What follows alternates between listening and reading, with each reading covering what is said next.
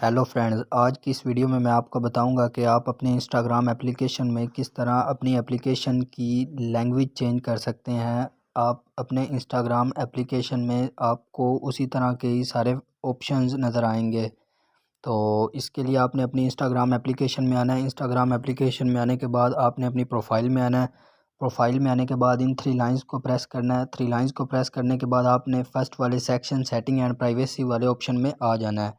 इधर आने के बाद आपने इसको नीचे स्क्रॉल करना है, नीचे स्क्रॉल करते जाना है और यहाँ आपको एक्सेसिबिलिटी के नीचे लैंग्वेज वाला ऑप्शन नज़र आएगा। आपने लैंग्वेज वाले ऑप्शन को क्लिक करना है और यहाँ पर आप जिस तरह की चाहे वो लैंग्वेज सेलेक्ट कर सकते हैं। अगर आप यहाँ पर उर्दू पाकिस्तानी यूज़ करना चाहते हैं तो यहाँ आप उर्दू लिख के उर्दू को भी इनेबल कर सकते हैं।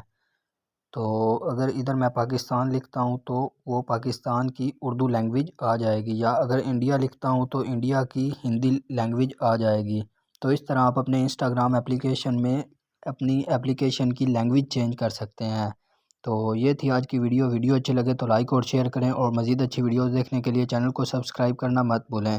Thanks for watching.